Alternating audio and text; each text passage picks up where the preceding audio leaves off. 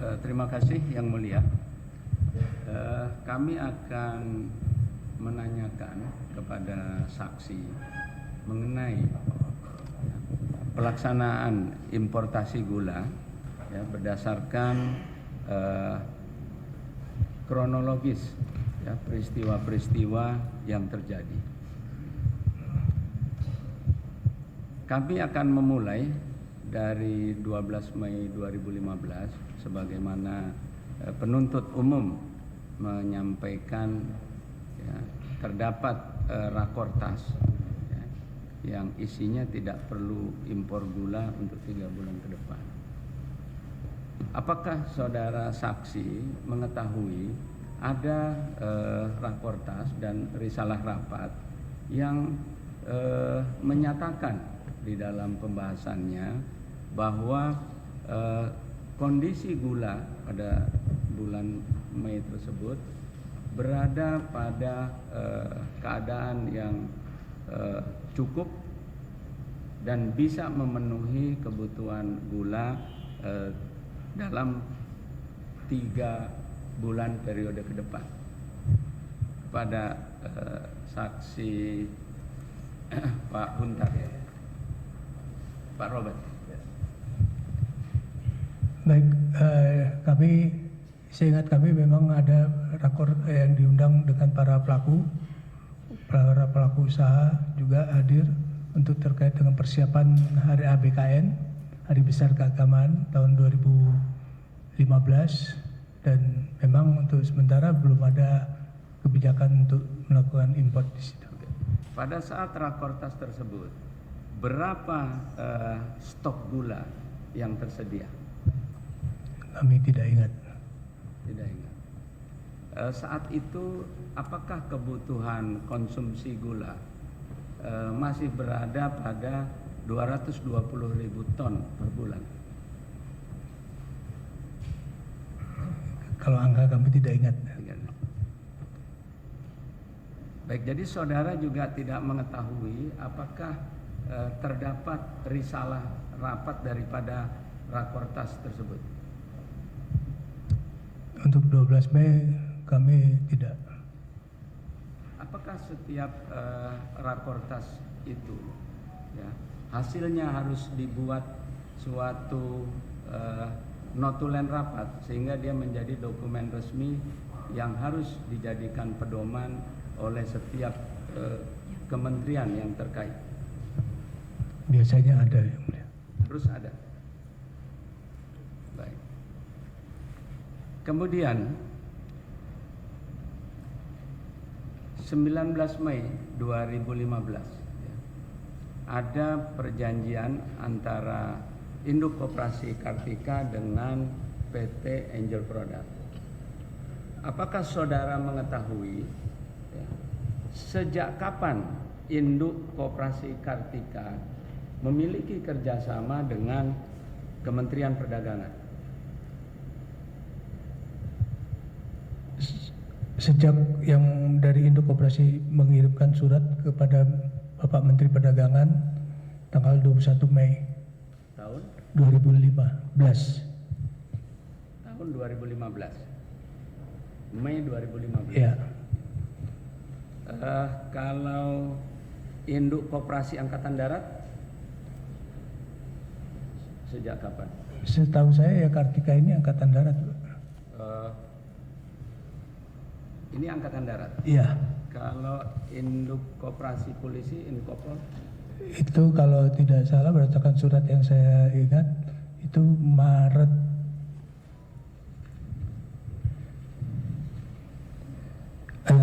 April 22 April 2016 ada surat kepada Menteri Perdagangan. Ada berapa induk koperasi yang melaksanakan kerjasama dengan Kementerian Perdagangan? Berdasarkan periode saya pada saat menjabat sebagai Direktur Bahan Pokok dan Barang itu, saya hanya tahu 2. Ya.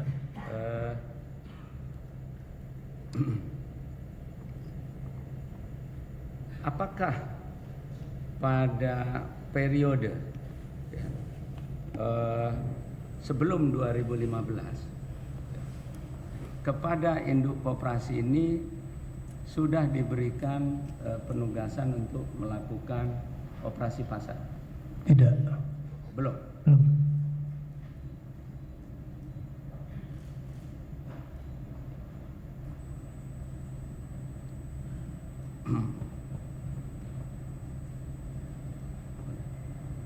Jadi ditunjukkan ya, nota kesepahaman antara Kementerian Perdagangan Republik Indonesia dengan Tentara Nasional Indonesia Angkatan Darat tentang pengamanan di bidang perdagangan dan perlindungan konsumen di perbatasan Negara Kesatuan Republik Indonesia. Apakah saudara mengetahui ada ini? Di dalam surat mereka kepada Menteri Perdagangan tertulis tentang perjanjian itu. Ada ya? Ada di dalam surat. Ada. Ya. Di tahun berapa itu, Pak? Surat yang 21 Mei 2015. Nah, ini. Itu di 2013 pada saat Pak Gita Wirjawan sebagai Menteri dan Pak Muldoko sebagai Kepala Staf Angkatan Darat. Apa isi perjanjiannya, Pak? Kami tidak baca.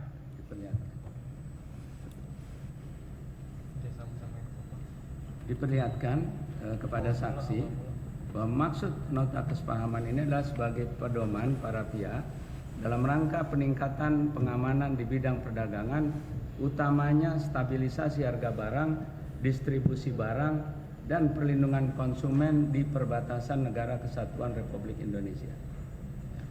Apakah saudara pada tahun 2013 sudah menjabat pada jabatan saudara yang berkaitan dengan kerjasama pengadaan gula? Belum, Yang Mulia. Kami mulai dari Juni 2014 sampai dengan Mei 2016.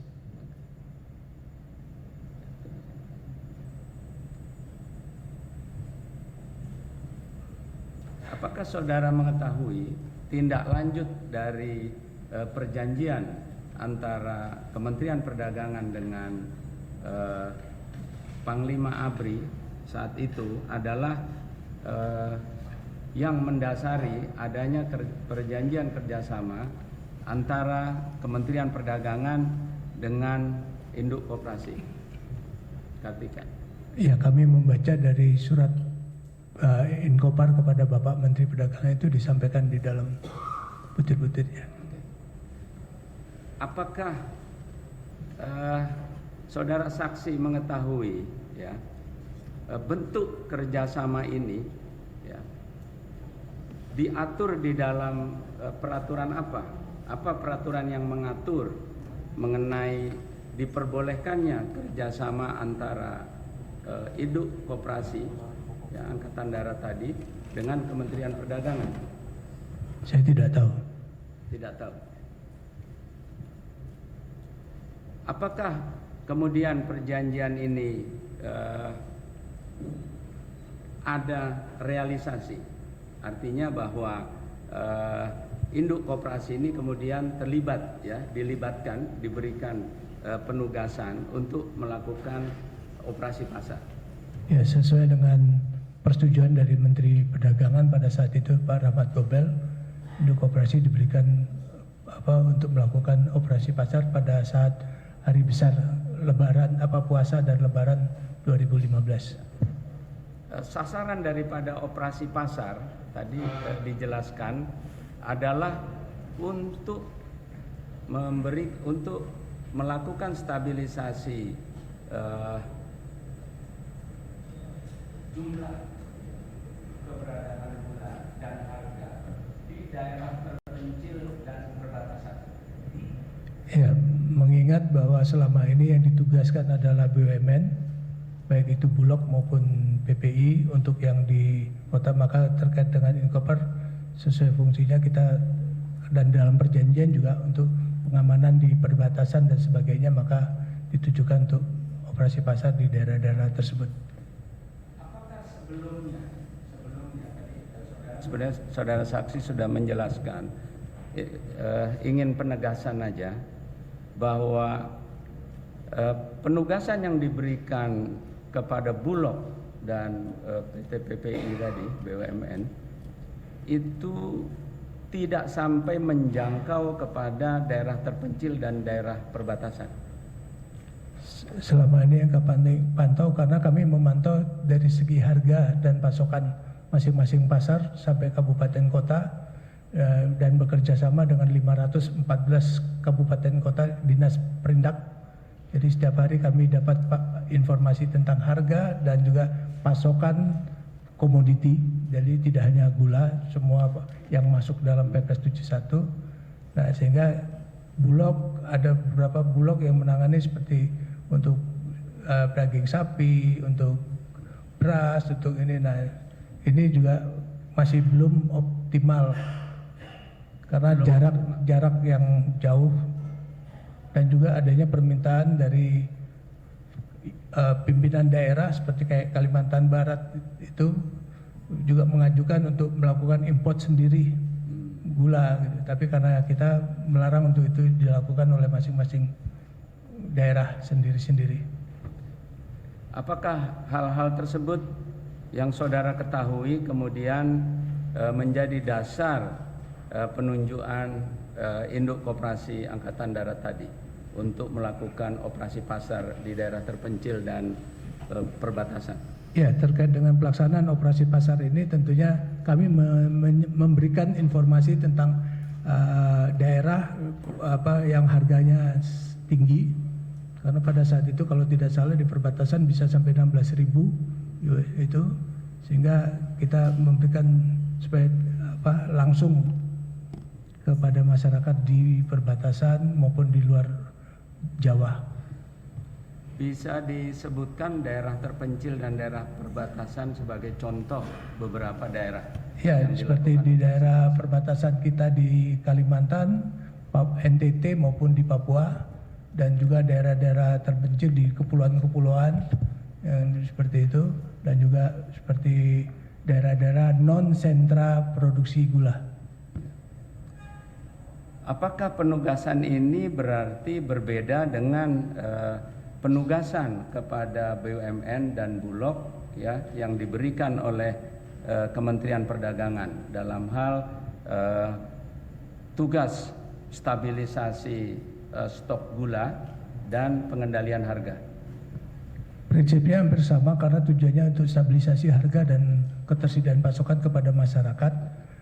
Hanya terkait dengan penugasan di mana kewenangan baik dalam peraturan di mana menteri dapat menugaskan BUMN seperti itu. Kalau dengan koperasi itu berdasarkan permintaan daripada koperasi itu sendiri. Berarti dari koperasi atas permintaan koperasi itu sendiri. Koperasi itu sendiri, dan juga berbeda dari cakupan daerah ya. Iya. Koperasi cakupan daerahnya meliputi daerah terpencil dan perbatasan.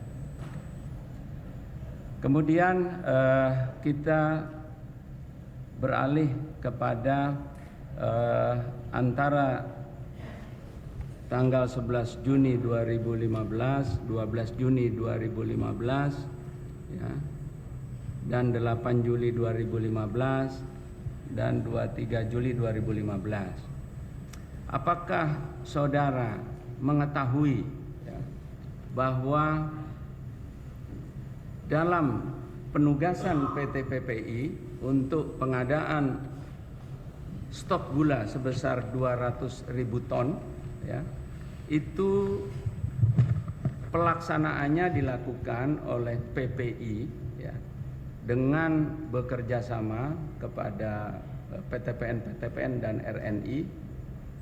Saudara mengetahui? Ya, berdasarkan informasi yang kami terima dari Menteri BUMN. Mengapa tidak langsung PPI saja yang mengerjakan? Kenapa dia harus bekerja sama dengan institusi lain? Mengapanya itu itu adalah kebijakan pimpinan. Baik. Apakah PT PPI memiliki kemampuan untuk melakukan pembelian tebu giling dari petani, kemudian membawa tebu giling itu ke pabrik PT PPI, kemudian memproses tebu itu menjadi gula? Apakah PPI memiliki pabrik gula? PPI tidak memiliki pabrik gula, tetapi kemampuan PPI berdasarkan juga dari arahan dari Menteri BUMN maupun Menteri Perdagangan membeli dari industri dalam negeri gula itu dengan harga HPP. Jadi umumnya kalau umpamanya harga lelangnya itu lebih tinggi daripada ini, tentunya mereka agak keberatan.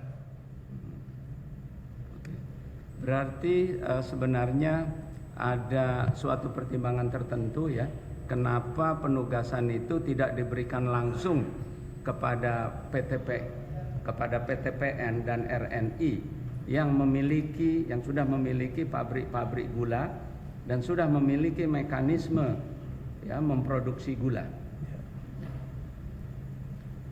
Ada kebijakan tidak melakukan penunjukan langsung saat itu. Iya, karena yang ditugaskan adalah seperti kayak Bulog untuk penyangga nasional sebagai pengelola stok nasional. Kalau RNI sama ini kan masing-masing mereka adalah industri. Ya. Jadi apakah di dalam penyelesaian atau untuk mengatasi keadaan stok gula dan stabilisasi harga, pemerintah mengeluarkan kebijakan untuk memisahkan ya, institusi penerima penugasan dan institusi pelaksanaan kebijakan. Artinya yang menerima penugasan adalah PPI dan kemudian yang melaksanakan produksi gula itu adalah pihak lain. Ada pemisahan dalam hal ini. Ya, itu kami bukan kewenangan kami untuk menetapkan pemisahan seperti itu. Itu ada tingkat atas. Baik, pertanyaannya serupa. Apakah fungsi PTPN dan RNI ya di dalam program mengatasi kelangkaan gula dan naiknya dan tingginya harga gula, ya, fungsi PTPN dan RNI adalah melakukan pembelian tebu giling dari petani, membawa tebu giling petani dari kebun tebu ke pabrik dan kemudian melakukan kegiatan produksi di pabrik. Ya, karena sifatnya pabrik, dia utamanya terkait dengan produksi hasil petani yang ada di wilayahnya. Sedangkan PPI hanya berkaitan dengan tugas-tugas yang berkaitan dengan perdagangannya. Ya, pengelolaan stoknya. Nah, baik, sekarang jelas. Kemudian tadi saksi menjelaskan, ya, ada harga HPP petani, ya, yang 8.900, ya, Pak. Ada harga lelang pembelian tebu petani. Bisa dijelaskan masing-masing ini? Ya, tentunya kita melihat bahwa pemerintah menetapkan harga PP 8.900, tapi petani kan tentunya mengharapkan pendapatan yang lebih, sehingga mereka melihat juga situasi gula yang mungkin dalam kondisi yang masih tanda petik terbatas, ya, bukan ini tapi terbatas, sehingga mereka minta harga yang lebih tinggi. Nah, ini tentunya sesuai mandat yang diberikan bahwa maksudnya PPI tidak bisa membeli dengan harga itu, karena Menteri BUMN juga menetapkan harga belinya itu untuk RNI sebesar harga PPI itu. Jadi artinya PPI juga tidak mampu membeli dengan harga HPP. Harga lelang. Oh, dengan harga lelang, tidak mampu. Harga lelang itu adalah harga beli dari PTPN secara langsung ke petani. Ya. Itu untuk produksi yang mana? Untuk produksi dalam program dengan PPI atau untuk produksi independen daripada PTPN? Ya, independen mereka sendiri, Pak. Sehingga dalam kondisi tersebut, dalam kondisi industri gula, dari waktu ke waktu, apalagi pada saat terjadi kelangkaan, terjadi persaingan antara harga HPP dengan harga lelang, ya, harga pembelian lelang pabrik gula kepada petani. Dalam hal ini karena kami tidak masuk di dalam proses seperti itu, jadi kami tidak bisa Baik. menjawab. Tapi yang saudara ketahui tadi, harga lelang itu pasti lebih tinggi dari HPP. Iya, Baik. Kemudian saudara saksi pada tanggal 23 Juli itu, ya, diketahui ya, apakah saudara mengetahui ya, realisasi ya, pengadaan gula yang dilakukan oleh PPI dengan bekerja sama ya, melalui PTPN, beberapa PTPN, dilihat kan kalkulasinya di halaman 5 ya. Di halaman 5.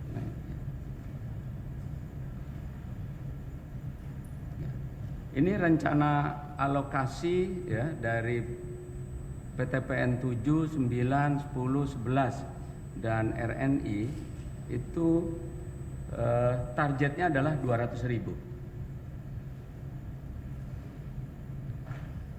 200.000 ya dari tadi timetable tadi.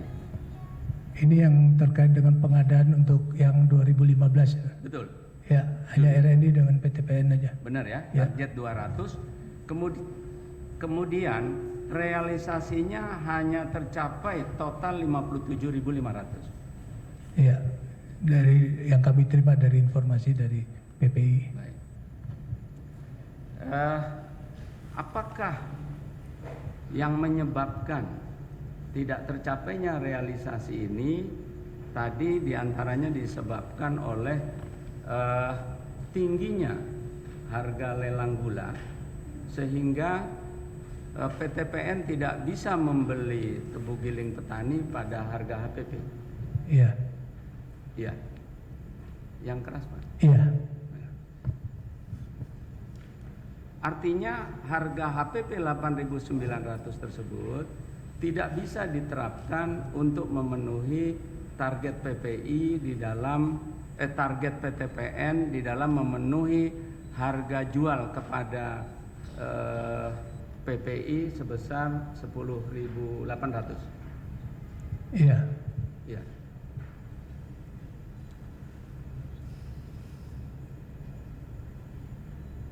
Di samping harga HPP gula petani ya, di samping harga pokok pembelian tebu giling, apakah PTPN ini juga harus menanggung biaya-biaya untuk produksi, biaya pengangkutan, dan biaya-biaya untuk perkiraan resiko yang terjadi sebagai akibat rendahnya rendemen daripada tebu? Secara teknisnya kami nggak tahu. Baik. Tapi yang jelas bahwa HPP tebu itu ya baru dalam bentuk tebu ya, bukan dalam bentuk gula ya. Harga sudah dalam proses, saya juga kurang ini Pak. Baik, kalau tidak tahu nggak perlu dijawab. Jadi saudara saksi mengetahui bahwa penugasan kepada PT PPI ya, dengan bekerja sama ya, dengan PTPN melalui produksi gula yang berasal dari tebu petani telah mengalami kegagalan untuk mencapai target yang ditetapkan sebesar 200.000 ya. Dari data ini. Kami tidak punya kompetensi untuk menyatakan gagal itu. Ya. Tidak tercapai, tidak bisa mencapai. Ya, 200.000. berdasarkan surat dari PPI bahwa untuk kebutuhan itu mereka agak kesulitan mendapatkan dari RNI maupun PTPN. Baik. Apa akibat daripada tidak tercapainya target produksi yang direncanakan 200.000 ya, kemudian hanya tercapai 57.000? Apakah kemudian tidak tercapainya produksi ini telah menambah adanya kekurangan stok gula karena setiap bulan gula itu dikonsumsi sebesar 220.000 ton per bulan. Yang dimaksud di sini bukan produksi, Bapak. Jadi PPT PPI menyerap, membeli dari gula yang ada. Mungkin di pabriknya bisa produksi tapi harganya tinggi.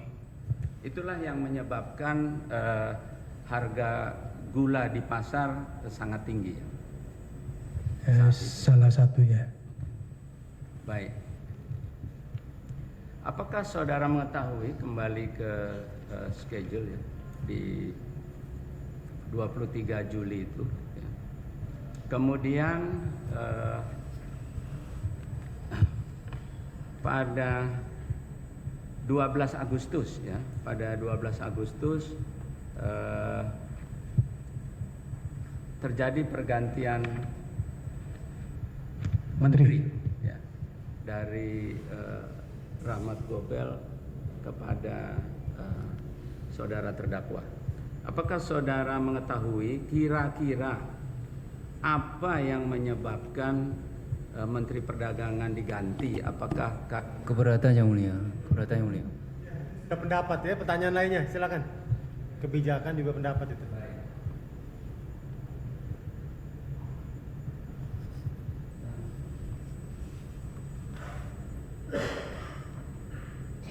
kemudian ya, dengan adanya situasi tidak terpenuhinya penugasan PPI ya. Apakah saudara mengetahui bahwa kemudian ya, Menteri Perdagangan ya, telah menerbitkan persetujuan impor kepada PT Angel Product sebesar 105.000 ton ya, gula kristal mentah ya.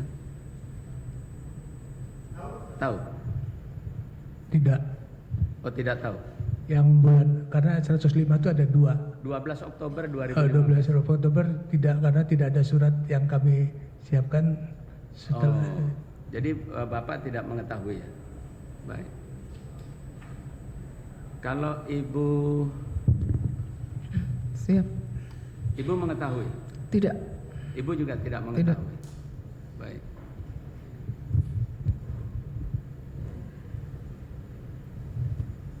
Apakah saksi mengetahui ya, bahwa Pak Tomlem, saudara terdakwa, pada saat menjabat sebagai Menteri Perdagangan di akhir Desember ya, telah melakukan revisi terhadap keputusan namanya, sebelumnya keputusan Menteri Perdagangan 524 tahun 2004. Peraturan yang mana, Pak? Apakah saksi mengetahui ya, pada bulan Desember 2015 tersebut ya, dilakukan revisi ya, dilakukan revisi terhadap keputusan Menteri Perdagangan nomor 524 ya, 527 Menperindah, waktu itu Menperindah. Terkait, karena itu terkait dengan import kami tidak tahu. Oh, tidak tahu ada revisi ya. Baik. Setelah itu penyusunan surat-surat berikutnya terkait dengan Inkopar baru kami tahu karena ada permintaan dari Daglu. Oh, setelah itu baru tahu ada Permendak nomor 117. Iya.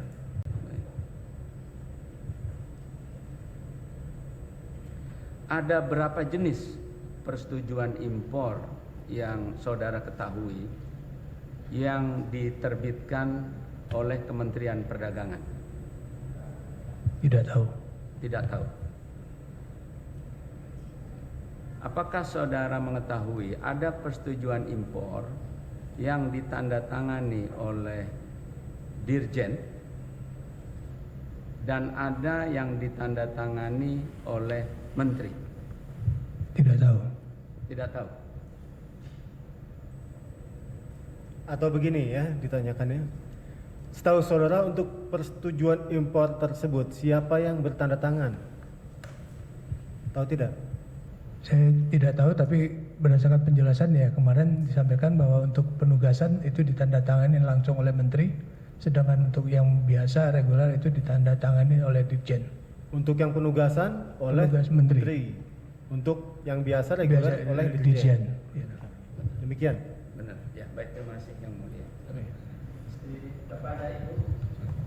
Kepada Ibu ya, di dalam BAP Ibu menjelaskan bahwa untuk persetujuan impor yang ditandatangani Menteri itu adalah untuk persetujuan impor yang bersifat khusus atau dengan kekecualian, dengan pengecualian. Di BAP Ibu mohon bisa dijelaskan. Mohon izin menjawab yang mulia. Pada periode perkara ini saya di Ditjen Perdagangan Dalam Negeri.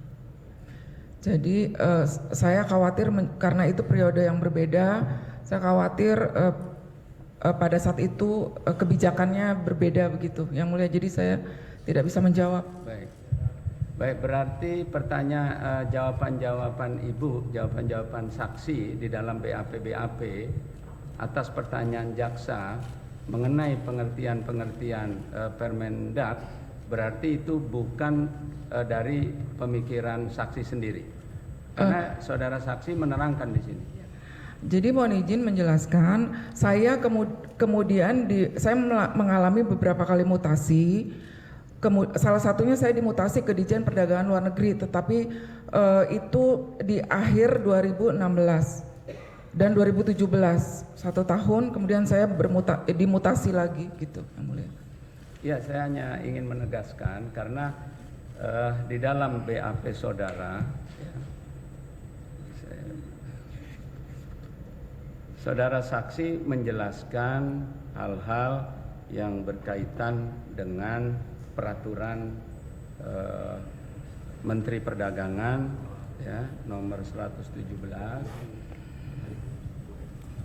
Saudara saksi menjelaskan, itu siapa yang jawab? Karena saudara saksi barusan saya tanya menyatakan tidak mengerti, tetapi di BAP ini ada gitu.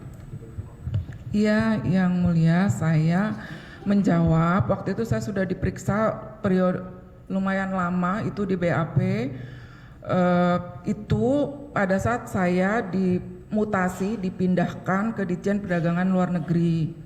Tetapi pada saat perkara ini di 2015-2016 saya bertugas di Ditjen Perdagangan Dalam Negeri. Artinya Maksudnya pengetahuan saudara saksi ya, Bu Susi ya. Saudara dapat dari mana? Memang pengetahuan saudara atau saudara kutip dari aturan? Ya, dari aturan. Demikian. baik.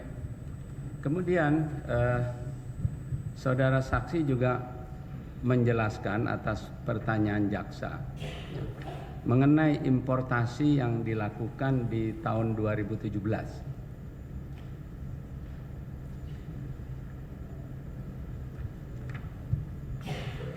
Bentar ya, saya perlihatkan.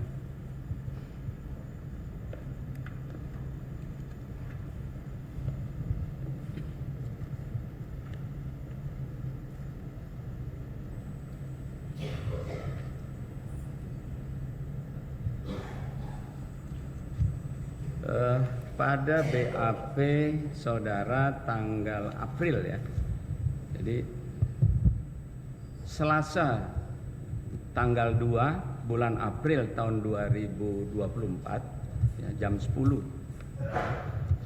saudara saksi ditanyakan ya, mengenai proses impor yang dilakukan di tahun 2017. Saudara saksi boleh melihat BAP-nya. BAP bulan April.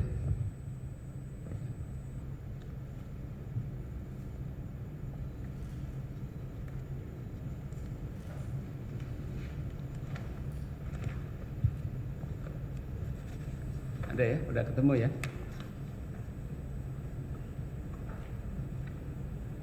Sudah? Lihat halaman 3. Halaman 3 nomor 6.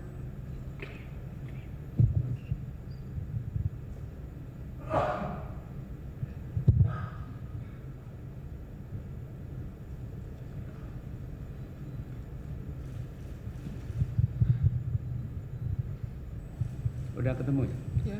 Ya, saudara saksi menjawab pertanyaan penyidik, ya, agar saudara jelaskan dasar pengangkatan saudara sebagai Kepala Subdirektorat Barang Pertanian, Kehutanan, Kelautan dan seterusnya, ya, perdagangan luar negeri, ya. Saudara jelaskan tupoksi saudara. Kemudian saudara menjelaskan di jawaban 6B tersebut, ya, di butir A, penyiapan bahan perumusan kebijakan di bidang pengelolaan impor barang, penyiapan bahan pelaksanaan kebijakan, penyiapan penyusunan norma standar prosedur, penyiapan bahan pelaksanaan pemberian bimbingan teknis dan supervisi di bidang impor barang pertanian, pelaksanaan evaluasi dan pelaporan di bidang pengelolaan impor barang. Apakah jawaban saksi benar? Ya, Yang Mulia, saya menjelaskan bahwa saya cuma dimutasi. tanya, ini benar. Ya, ini jawaban saya. Sesuai dengan ortaker pada saat saya dipindah ke Ditjen Perdagangan Luar Negeri. Baik. Kemudian di dalam pertanyaan berikutnya, saudara saksi ditanyakan mengenai proses persetujuan impor di tahun 2017, ya, untuk Medan Sugar Industry, Permata Dunia Sukses Utama, ada di halaman 7. Saksi.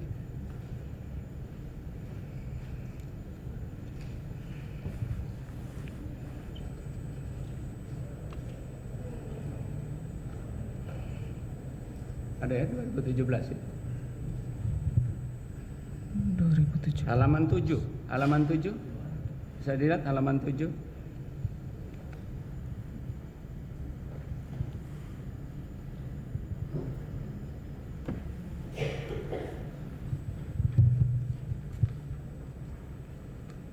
Sudah ketemu? Sudah ya? Yang ditanyakan silakan. Ya. Di dalam BAP tersebut ditanyakan kepada saudara, berdasarkan Permendak nomor 117 tahun 2015 tentang ketentuan impor gula, ya, jumlah gula yang diimpor harus sesuai dengan kebutuhan gula dalam negeri yang ditentukan dan disepakati dalam rapat koordinasi antar kementerian, ya. Nah, kemudian ditanyakan, ya, apakah persetujuan importasi tahun 2017, ya, sebelum diterbitkan, ya, telah memiliki rekomendasi Dirjen Agro. Jika tidak, mengapa perizinan impor tersebut tetap diterbitkan? Nah, berkaitan dengan persetujuan impor 2017, dapat saudara saksi jelaskan siapa yang memberikan persetujuan? Menterinya siapa? Apakah ada keterkaitan terdakwa dalam hal ini? Pada 2017 sudah berganti, Bapak Menteri Perdagangan berganti, Yang Mulia. Siapa? Dan saya dipindah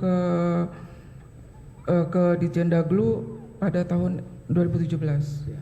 Siapa menteri yang memberikan persetujuan impor pada tahun 2017 kepada perusahaan-perusahaan yang saya sebutkan tadi, ya, PT Medan Sugar Industry, Permata Dunia, Jawa Manis, Duta Sugar, Makassar Tene, Adikarya Kemilang, Madu Baru, Sugar Labinta, dan Angel Product. Pada saat tahun 2017 Bapak Menteri Perdagangan dijabat oleh Bapak Enggar Tiasto Lukita. Siapa yang tanda tangan persetujuan impor? Seingat saya itu tanda tangan Bapak Menteri. Apakah dalam proses penandatangan persetujuan impor tersebut, saudara saksi mengetahui ada keterkaitan, ada keterlibatan saudara terdakwa? Saya tidak mengetahui, Yang Mulia, karena saya proses berjenjang saya melaporkan kepada Bapak Direktur. Apakah ada komunikasi dari saudara terdakwa kepada saudara saksi dalam proses penerbitan persetujuan impor di tahun 2017? Saya tidak Tidak ada. Ya, dijawabnya tidak ada.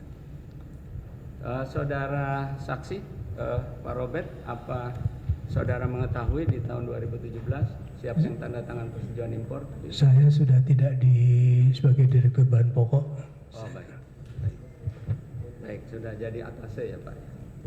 Kepala Kantor Dagang dan Ekonomi Indonesia di Taipei. Oh, baik.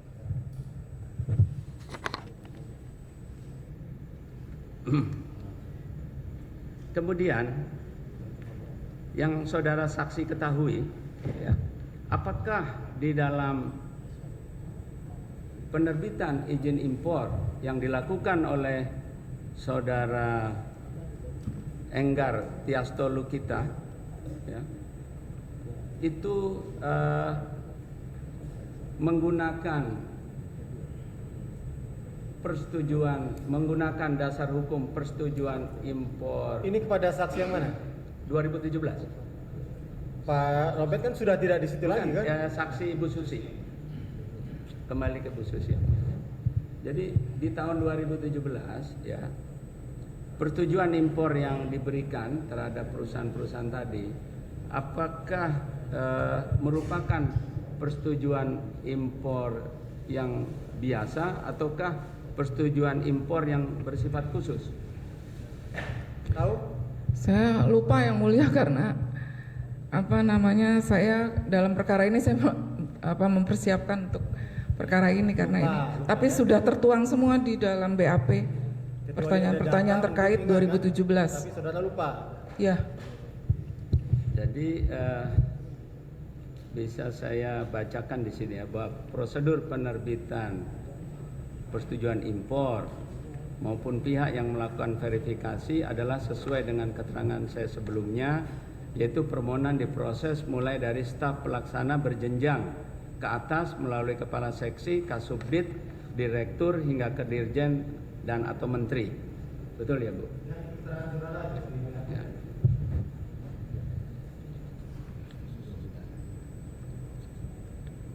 Betul ya? Ya. Ya, tahapannya ya. Di 11A jawaban Ibu.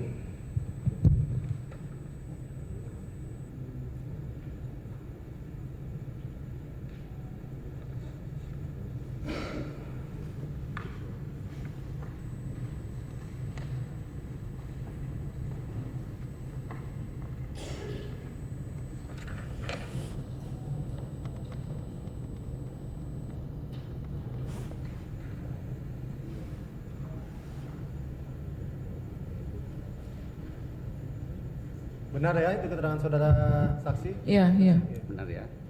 Kemudian saksi menjelaskan bahwa dalam penerbitan persetujuan impor ini ya tidak memenuhi persyaratan karena tidak ada pembahasan di dalam rakorta sebelumnya.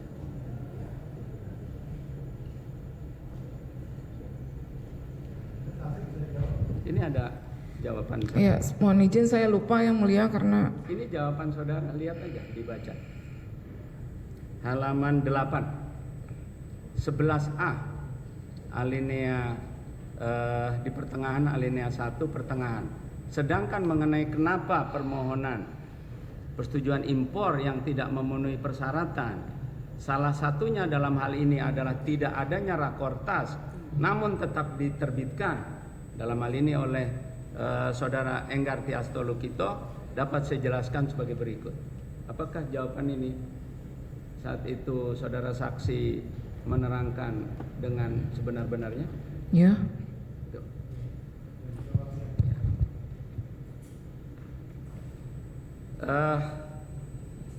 Dengan membaca ini, apakah saudara saksi sekarang sudah ingat ya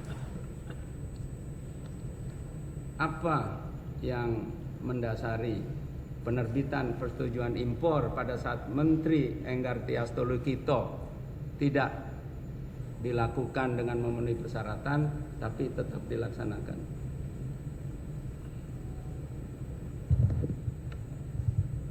Untuk 2017, bagaimana saya sudah jawab di BAP, itu memang atas perintah dari pimpinan. Siapa pimpinan? Berjenjang, saya perintah dari direktur. Tapi saya sudah menyampaikan kondisi ketidakadaan rakortas tadi. Karena di sini saudara menjawab, namun pada saat itu Direktur Impor menyampaikan kepada saya agar permohonan persetujuan impor tersebut. Iya, sudah diterangkan tadi. Atasannya kan direktur impor itu ya? Ya, ini saya mau Arahan. perlu penegasan yang mulia Atasan biar saudara kan? ya perlu penegasan biar lebih jelas. Saudara saksi apakah tetap pada jawaban ini ya saya bacakan. Namun pada saat itu Direktur Impor menyampaikan kepada saya agar permohonan persetujuan impor tersebut tetap mesti diproses karena hal tersebut menurut Direktur Impor merupakan instruksi dari Menteri Perdagangan Bapak Enggar Tiasto Lukito dengan alasan bahwa hal tersebut merupakan diskresi dan kewenangan Menteri. Pada saat itu seperti itu. Mohon saudara saksi jelaskan apa yang saksi maksudkan merupakan direksi dan kewenangan Menteri. Diskresi, mohon maaf yang mulia, puasa nih.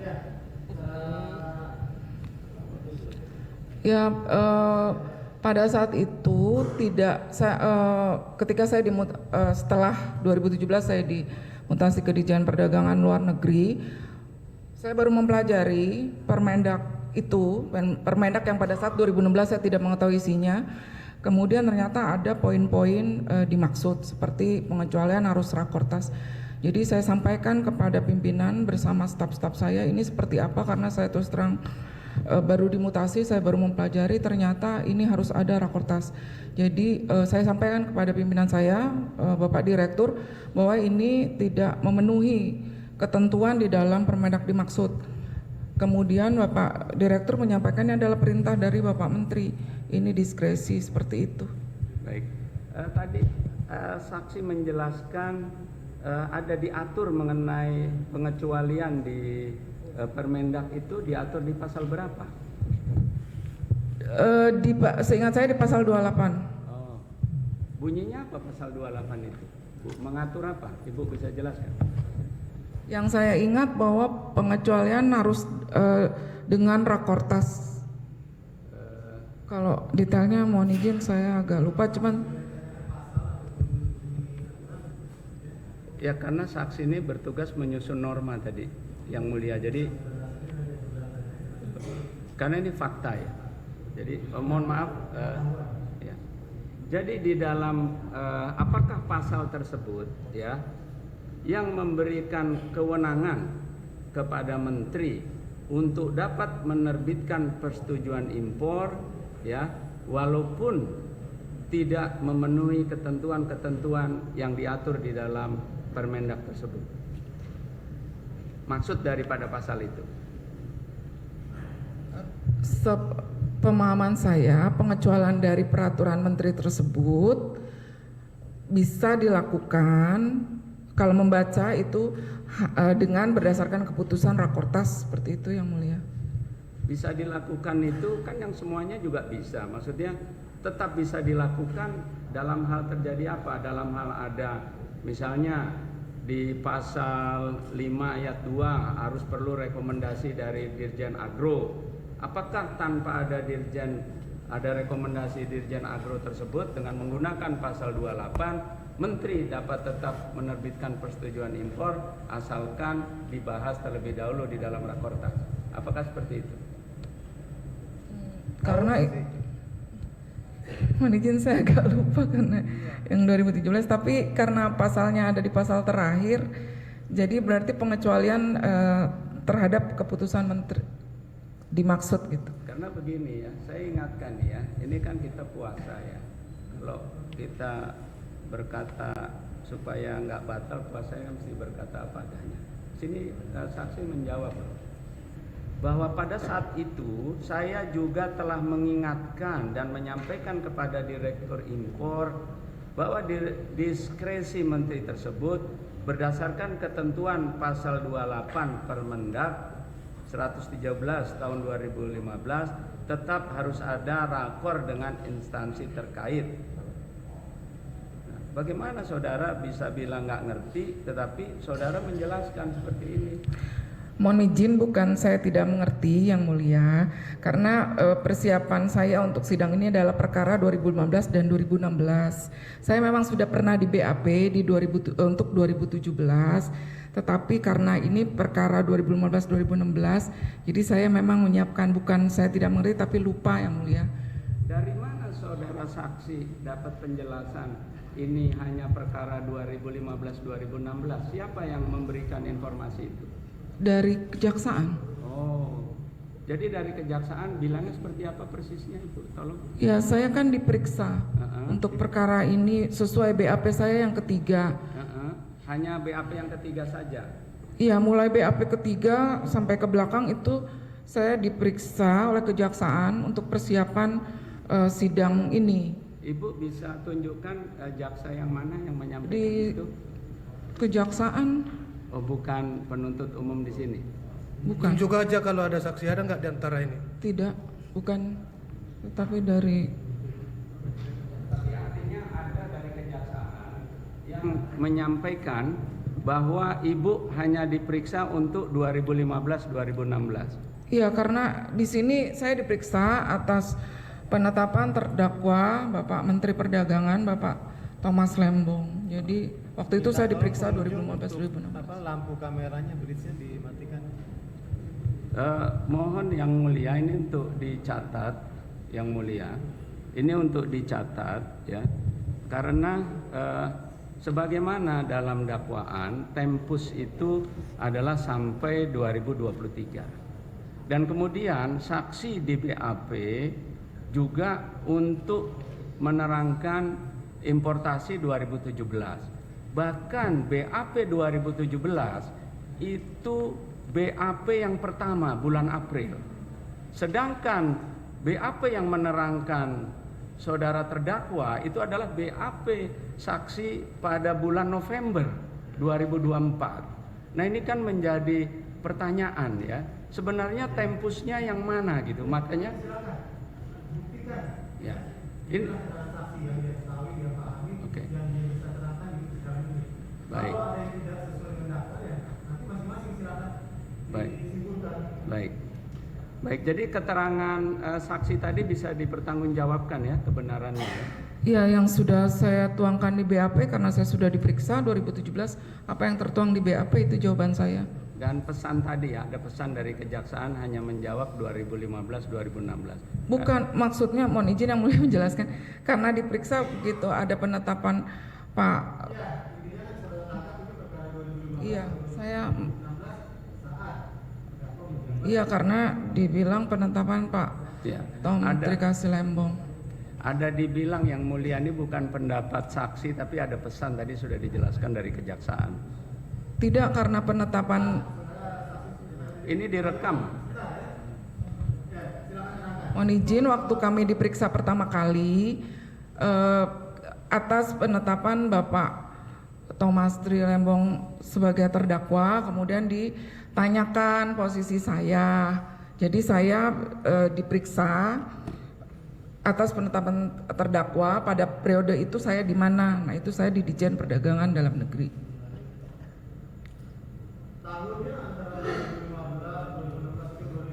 Yang karena itu saya menjelaskan 2015-2016.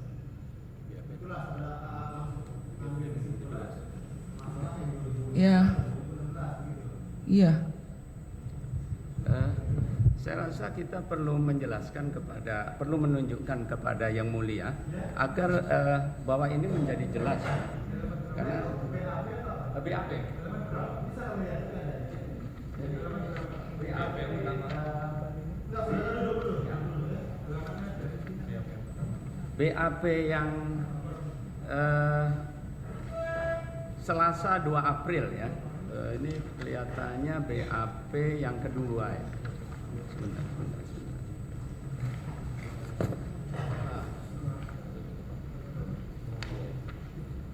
BAP yang kedua. Ya, yang ingin ditanyakan dari BAP tersebut apa? Ya. bahwa di dalam BAP kedua itu diperiksa kegiatan impor ya sesuai dengan tempus perkara yaitu 2016 sampai 2023. Ya. Ya. Saksi ditanyakan mengenai proses importasi yang dilaksanakan di 2017. Kemudian masalahnya? Dan masalahnya karena ini tempus sampai 2023 bisa saja terdakwa ikut terlibat cawe-cawe di dalam persetujuan impor 2017. Ya, itu dia, silakan ditanyakan kepada saksi. Ya. Iya, justru tadi kami menanyakan ya, apakah pelanggaran yang dilakukan di 2017 oleh Menteri Perdagangan Enggar Tias Tolukito. Jangan berkesimpulan dulu itu adalah suatu pelanggaran ya. Saya membacakan BAP saksi yang menyatakan Iya, saksi. itu kan diskresi tadi saudara saksi bilang ya. Ya. Kalau pelanggaran itu adalah kesimpulan saudara sendiri, jangan. Bukan, saya hanya membacakan apa yang Ya, diterangkan. silakan ditanyakan. Sebentar, hilang.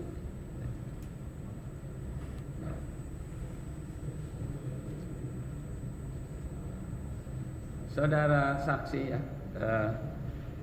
mohon dijelaskan sekali lagi ya, agar dipastikan bahwa apa peran terdakwa di dalam proses persetujuan impor tahun 2017. Saudara saksi di dalam jawabannya 11A menyatakan, sedangkan mengenai kenapa permohonan persetujuan impor yang tidak memenuhi persyaratan, salah satunya dalam hal ini adalah tidak adanya rakortas namun tetap diterbitkan.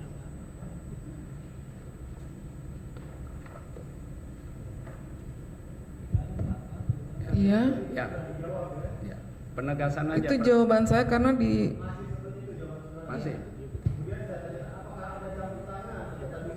tidak ada hubungan dengan, tidak ada hubungannya. Jadi Tidak ada hubungannya. tidak ada hubungan terdakwa ya. Jadi terdakwa tidak ada hubungan. Jadi semata-mata hanya Menteri Perdagangan Enggar Tias Tolukisto yang menerbitkan ini ya. Penegasan. Ya karena 2017 menterinya Bapak Enggar. Oke. Ya.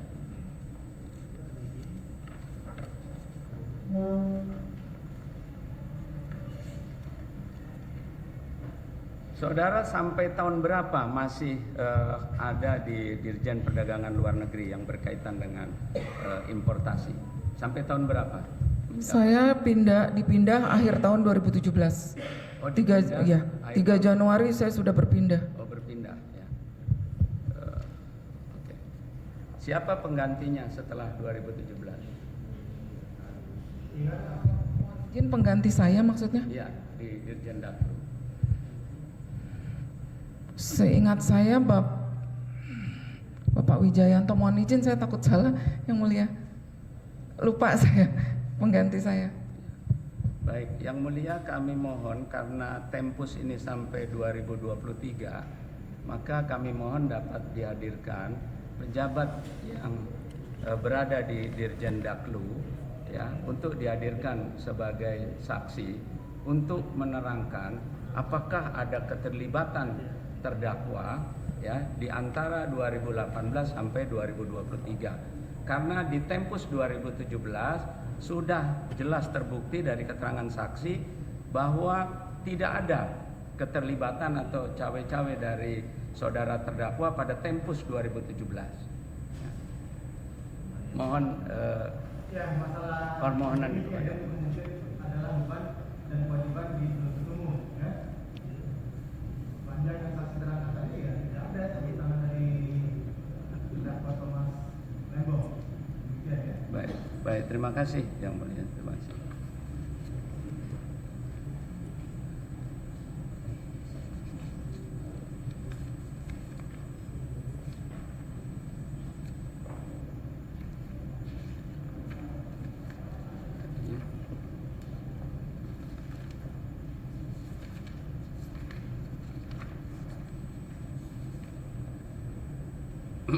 Pada tahun 2016, apakah saudara saksi mengetahui ya,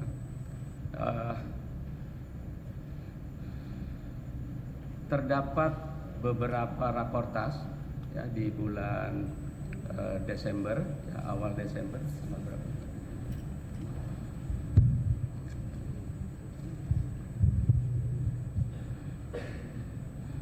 ...7 Desember, ya, dan kemudian ada 28 Desember. Ya, mohon izin menjelaskan Yang Mulia. Kalau Rakortas 28 Desember tadi sebagaimana sudah Awalnya, pertanyaannya ini saya tanya pendek, saksi jawab panjang-panjang. Tadi kita tanya penjelasan, saksi maunya jawab pendek-pendek. Jadi tolong dijawab sebagaimana ditanyakan. saya tidak tahu karena tidak hadir di rakor dimaksud.